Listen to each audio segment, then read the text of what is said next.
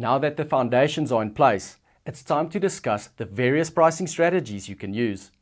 There are several pricing models commonly used to determine price. Each one starts at a different point of the commodity exchange and determines price from there. In the previous section, we discussed price versus value. Another factor to consider is cost. Cost refers to the amount you must spend to produce your product or carry out your service. Cost plus pricing is the method whereby you start by determining your cost and then add the additional amount for your desired profit. When considering cost, you have to take into account everything that goes into a product.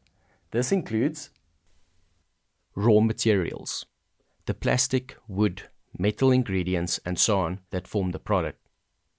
Labor, the time, work, energy and skill required to convert the raw materials into the finished product. Instruments of labor, things that are needed by the product creator to create the product. These could be actual physical tools or premium software programs that require some investment in your part. Externalities, overhead costs. This category includes things that are not directly related to each product, but to the operation of your business, such as rent, insurance, employee benefits, and extra money to cover slow sales periods.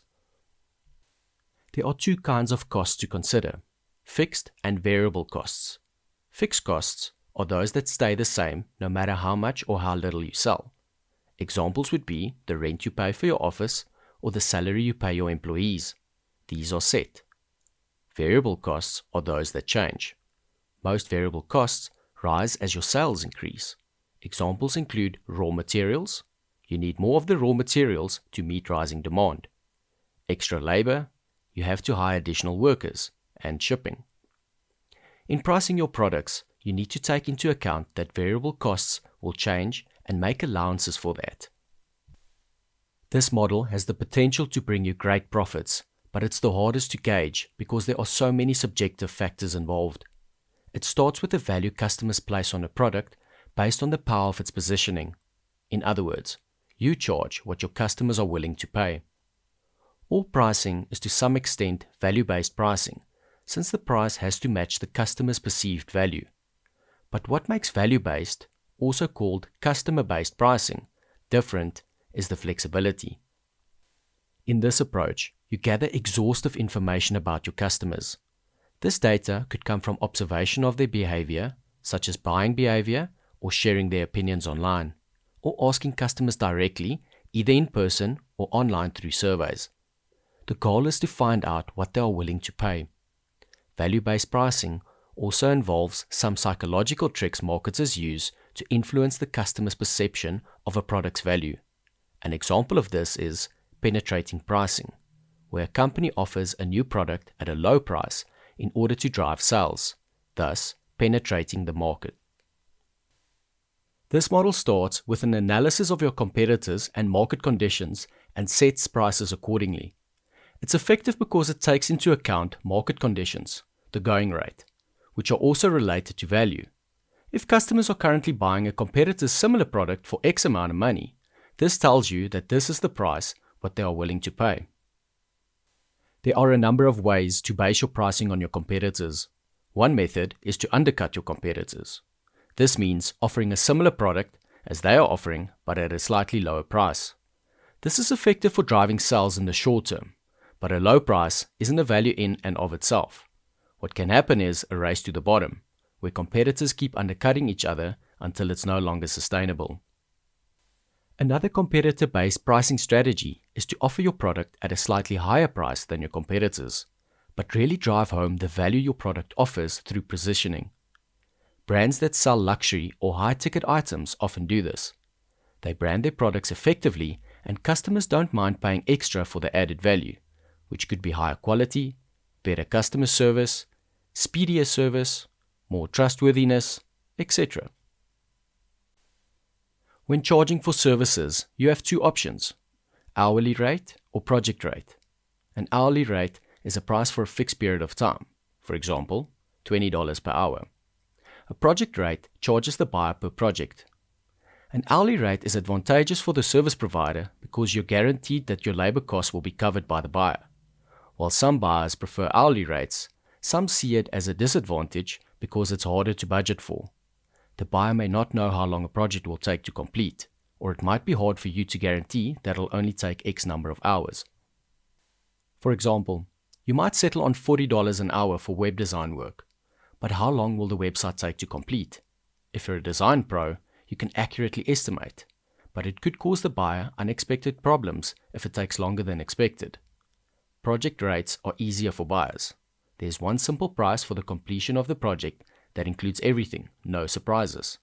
But the service provider needs to calculate how long the job will take and give the buyer an accurate quote in order to ensure that they'll make their target for labor costs. In this case, you might determine that a web design job will take 3 hours and then quote the buyer at $120. They pay and are satisfied. But if it takes you longer than 3 hours to complete, this is a loss for you. If you're a service provider, decide which is the most advantageous to both you and your buyer. 2 techniques for deciding how to price products are setting revenue targets and profit margins. These methods start at the end result and work their way back. With a revenue target, you decide how much you want your business to earn in a certain period of time. You can then determine how many units you expect to sell and price each individual product accordingly. Deciding based on profit margin is similar, but it uses the product rather than the overall business. This is easier for many businesses. Decide how much profit you'd like to make on each product and price accordingly. Make sure that you make some allowance for other cost factors on your end, such as labor cost, overhead cost, etc. Your pricing strategy will undoubtedly be a combination of the strategies we just discussed. Which one you rely on chiefly will depend on the type of product you're offering, the industry you operate in, and the taste and preferences of your target market. Here are some pricing tactics that can be used to influence buyer behavior and boost sales, regardless of what strategy you choose. Offering specially reduced prices can drive sales very effectively. You can offer a clearance discount to move products, encourage multiple purchases of similar items with discounts, or offer discounts for bulk orders.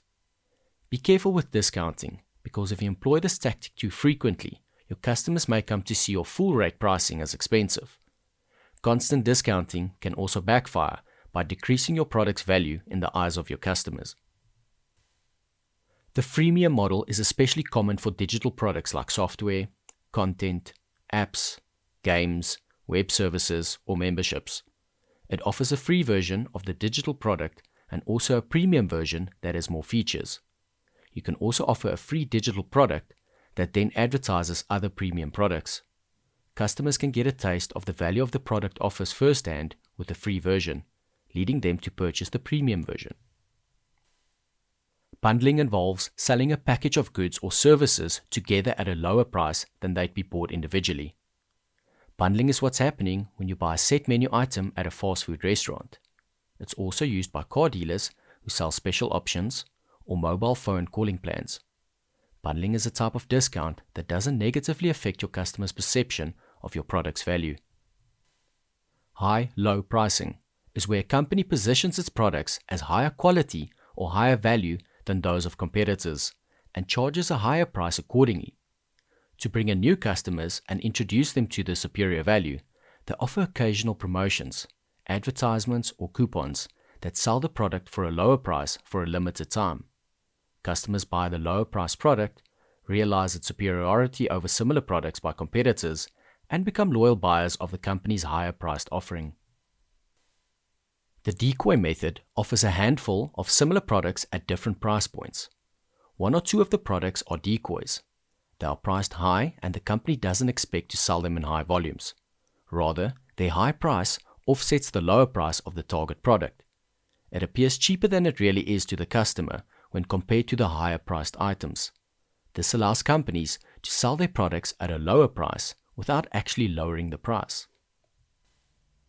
This is a classic pricing strategy where companies choose an odd price such as $19.99 rather than $20 because it looks like a lower price. While it seems obvious that 1 cent isn't an insignificant difference, companies have used odd value pricing for a very long time because it works. Anchoring means setting a price as a benchmark, which then resets the customer's perception of its value and appropriate price. The customer sees this anchor price first, and it sets their expectations. An example of anchoring is Starbucks charging $3 for a cup of black coffee. If customers are used to the anchor price of $3, a coffee shop can position itself as an anti-Starbucks, a local place, etc., and charge $2 per cup. Or a coffee shop can stress its higher quality beans and charge $3.50. You should be careful about pricing your products too high or too low. Although price has a major impact on sales, don't overestimate it as a motivation for your customers in making buying decisions. Customers usually buy because of value, not price. If customers based buying decisions on price only, underpricing would work all of the time. But when products are priced very low, this can hurt the perception of their value in the eyes of customers. Why would a company offer its product or service so cheaply? Cheapest doesn't communicate value. Overpricing can also be disastrous. Pricing products too high can drive customers to your competitors. You can price yourself out of your market. If you want to charge more for your product or service, you really have to communicate its unique value well to your customers.